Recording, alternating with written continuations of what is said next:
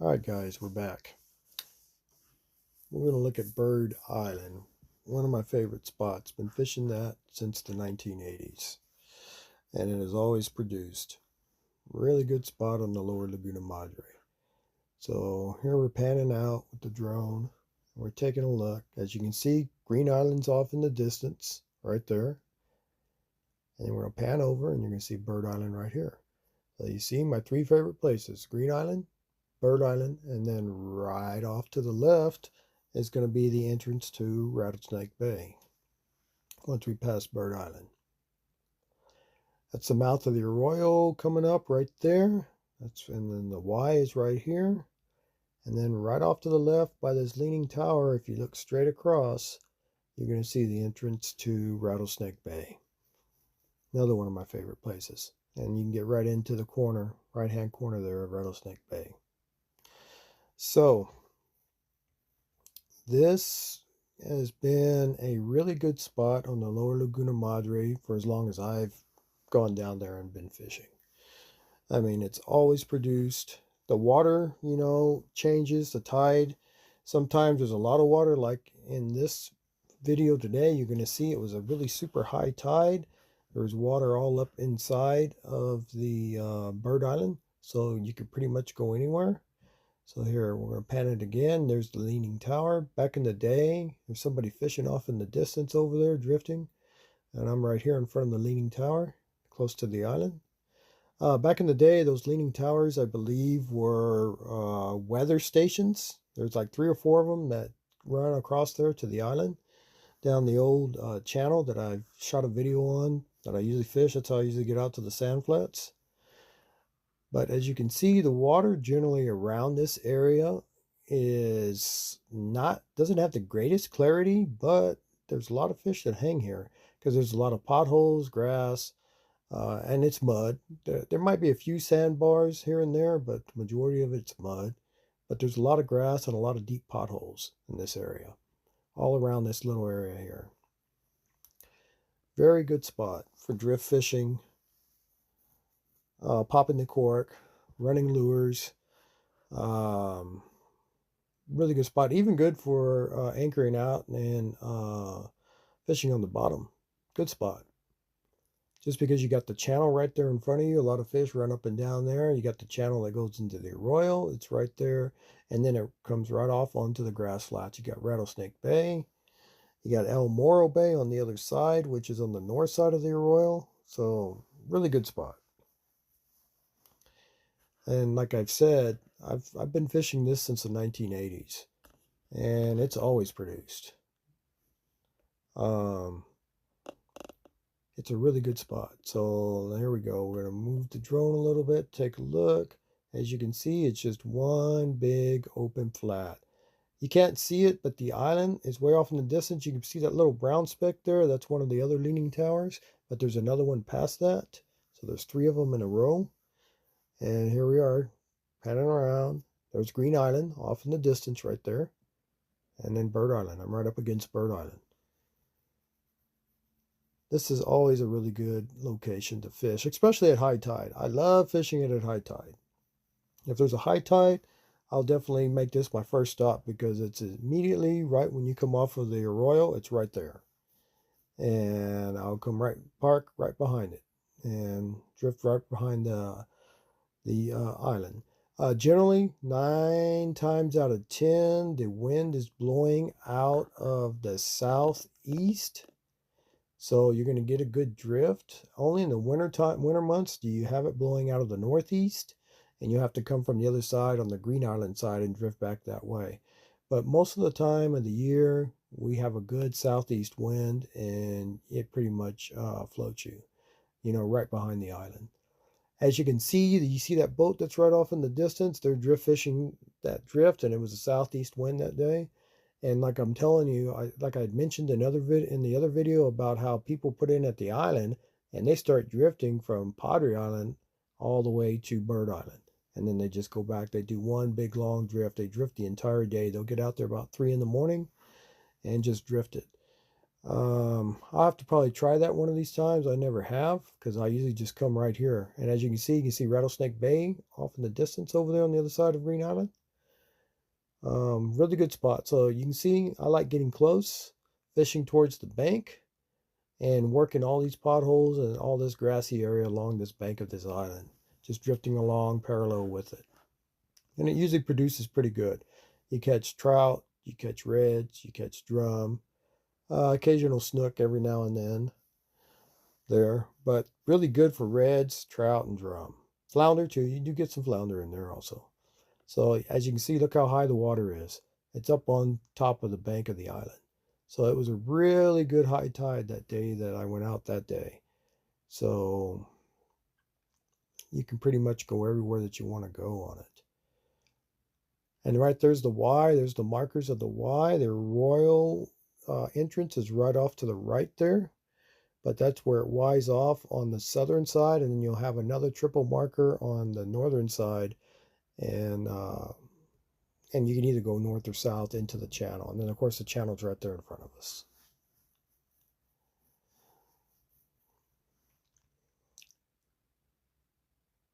But as you can see, it's pretty straightforward. As soon as you come out on the mouth of the arroyo, it's right there in front of you. You can't miss it. See, so it's mud. You see how it's mud there? Some sand mixed in too. But it's a lot of mud, especially up around there, around the island. And like I say, generally, it's very rare that the water will be super clear there. I mean, most of the time it's murky like how you see it. The clarity isn't really great, but the fishing is really good. You know, I've caught plenty of trout here, plenty of reds here, plenty of drum here over the years. And it just keeps producing and producing and producing. You see there's a pothole there. It's kind of hard to see because the water's a little bit murky. There's leaning towers. Now you can see some grass and you see a pothole. And like I say, I love popping the cork. Live shrimp lures work really good. I prefer topwater lures, but soft plastic produces real well in this area too. You can probably use some of those ones that are in between, like those mirror lures and stuff that kind of hang in the middle of the strike zone, and they'll probably produce pretty well. But I'm a topwater person. I love topwater lures. Either live shrimp, popping the cork, or topwater. I don't really have to use the setup like with a popping cork and then with a either like a cocoa minnow, you know, some type of soft plastic hanging off the bottom. That's not really my game, you know, going out there popping it. If I'm going to pop the cork, I'm going to use live shrimp. I mean, bottom line. If not, I'm going to use topwater. You know, I do have soft plastic. I use it every now and then, but I love the way the reds hit the top water. I mean, when it's on top, and then they light up the water when they approach and attack it, because they got to come up and over since their mouth is on the lower side. They're not like a trout where it just opens up and boom and it hits it, but they got to come up out of the water to hit it because they got a bottom mouth on them. It's kind of hard to explain, but I just like I like that type of action. So here, you know, I'm putting in at Tomei Park, you know, like we normally do, Cassie and me, and we're gonna go out to Bird Island. And this one we're gonna show one redfish that we caught right off the bat, first thing in the morning, popping the cork on live shrimp at Bird Island. But we're gonna take a ride out there and we'll talk about it. I love the morning. I mean, it's beautiful watching the sun come up. Putting in and just you know, heading out, and it becomes a beautiful ride. You'll see here in a little bit. As you can see, there's another angler there. Looks like they got a little shallow sport boat. Those are really pretty good boats. They can get pretty shallow. I guess they're heading out to go do some fishing. It looks like that's a shorty. It looks like it's probably about a 15-footer. It looks like. Maybe, I don't know if they made it 16-foot shallow sport, but that's a nice little rig. You know, I'm sure you can get pretty shallow, you know, pretty much anywhere in that one. So Tomei Park, like I say, back in the day, there was no Tomei Park. We always put in at Sanchez. Sanchez was the place. Sanchez never charged you to use his boat ramp. Parking was free and the boat ramp was free. You know, where he made his money is by selling you all the extra goods that come along with going fishing, whether it's bait, tackle, food, you know, any type of camping supplies, because some people would camp out there. So that's what he made his money on. So here we go. Let's take a look. And the old shoal water going. Slowly ease out, and then once we get far enough away from the dock, we'll throttle up. I try to stay towards the middle or towards the left of the channel, if at all possible. Generally on the left side, because usually there's not anybody on that side. So here we go. Look at the sun. The sun is beautiful, just coming up for the day. Beautiful morning. No wind blowing. It's just a dead calm. Look how calm the Arroyo is.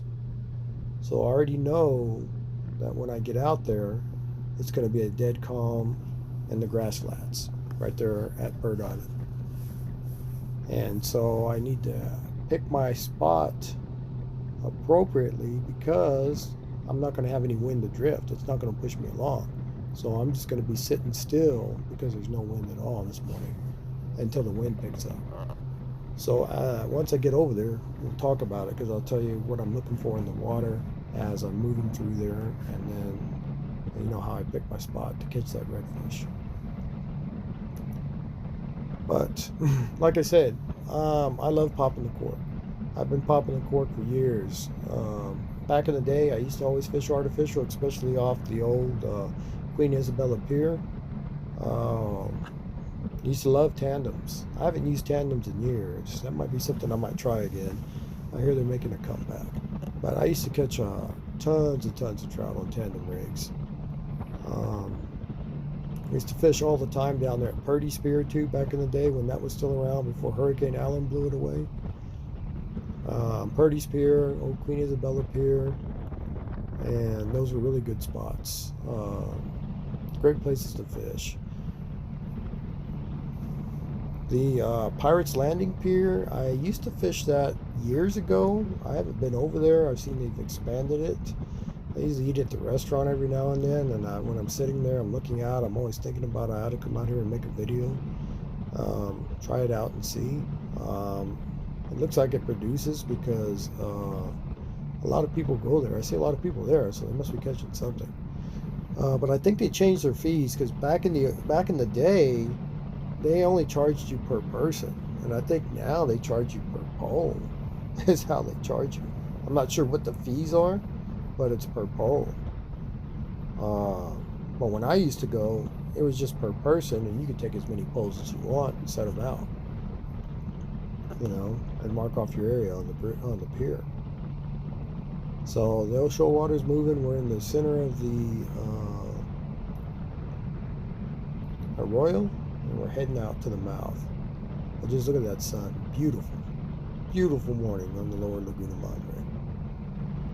I love that when I'm going out. It just, you know, it just, how should I say? There's nothing like it. You got the smell of the salt water and the sun rising, clear horizon. You know it's going to be a good day for fishing. You just got to go find it. So I'm already thinking, hey, what I'm going to do. I see birds already off the bat flying. So I'm thinking I'm just going to go to Bird Island right off the bat on my first, when I head out. I'm not going to go anywhere else. I'm just going to go right out, go around the backside of Bird Island, and park it right there.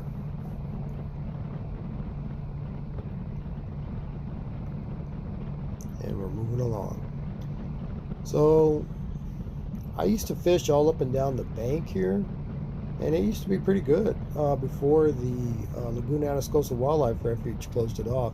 Back when I was growing up as a kid, my dad used to take us down here, and we used to fish on these banks. Now you see this cut right here? This cut, I talked about it in the other video about when I was talking about maps and charts. That cut right there, that runs all the way in there, and there's a lake at the end of that gut. and there's a set of gates there. Back in the day, the federal wildlife people used to raise fish in that lake back there on the Laguna Coastal Wildlife Refuge. I don't know if they still do anymore, but they got two sets of gates. They have the one that's there that runs into the arroyo, and then the one that runs into Horsehead Bay, which is on the back side of Horsehead Island and Rattlesnake Bay, which you'll see there's another cut coming up. Here, when I get close to the end, I'll tell you where that one's at. And used to catch, coming off of those guts, you can fish up in those guts, and you used to catch big drum, big red, big trout, because they would raise them back there and then they release them and let them come in. I don't know if they still do that anymore, if that's part of their fish and game procedures or not, but I know when I was growing up as a kid in the 80s, 70s and 80s, those were always good places to fish. And you could drive up to those. Back then, you can't do it anymore because they closed off the Laguna Coastal Wildlife Refuge. You can hike down there now. It's a hiking area and all that stuff. But they don't let anybody fish in there anymore, you know. Well, you can fish in the gut because as long as you got a boat. But you can't walk to it anymore. They don't let you do it anymore. You got to have a boat that can get in super shallow water, or a kayak or whatever it is, and you can paddle back up in there and you'll see what I'm talking about. But there's a big lake back in there, a saltwater lake, and it feeds off of that really big lake that's up by where the information center is and all that stuff. So that just kind of like trickles down into the arroyo from there. But very good place. Really good place. Used to produce a lot back in the day. Whether or not they still raise fish out there, I couldn't tell you. I haven't been out there in decades. So, but this is just a little interesting footnote to let you know how it used to be back in the day. So here we're getting close. Up here is going to be the second gut that goes into Horsehead Bay, which is Horse Island or Horsehead Island, which sits on Rattlesnake Bay. This is on the back side of that island. And I don't know if I've done a video actually in there. I've been in there a couple of times, but there's always been somebody that has beat me to it, and so I didn't want to mess up their drift, so I turn around and I come out. But it's right there. You can't see it, but it's right there now to the right. You go into it. All right, here we are. So let's let it play out here. So here I am, right behind. There it is. There's the red. You see him moving? I'm right behind Bird Island. And you see the other red over here that lit up? So you can tell there are predator fish chasing bait here. You see them moving. So that's when I casted. I used live shrimp on a popping cork. I got about, I don't know, 6-7 inches of line below the cork. And what I was looking for is I'm looking where they're moving, and then I'm tossing it in that area, and then I start popping the cork. Like you can see out in the distance, there's another one lit up out there. So I know I'm in a good area where redfish are moving around and they're feeding. And they're chasing mullet. That's what they're chasing. They're chasing mullet and probably a few shad. And you put a shrimp on there, and boy, they'll be after that too. Redfish loves shrimp. And then my GoPro dies. Right here as I'm reeling this guy in, the battery dies on my GoPro. It's my GoPro 6 that I recorded this on, and boom. So it died. I didn't even know it died until once I got the fish in, and then I realized, oh man, the battery's dead. So I had the fish. I think it was about a 24, 25-inch red. I don't think it was a 26. What I recall it's probably about 24, 25. It was nice. It was a decent, real nice, decent red. But as you can see, it was a dead calm. You see how I'm not even moving at all? So that would be a day for the trolling motor to troll around until the wind picked up. And look at that beautiful redfish. Right there at Bird Island. The water, the clarity at Bird Island, the clearest I've ever seen it is usually about 60%. Like that day, it's about 60% clarity. You know? But Bird Island, excellent place to fish. So I'm going to let it sign off here. And we're done. And Cassie and me will see you guys out one of these days on the Lower Laguna Madre. Y'all have a good day. Bye.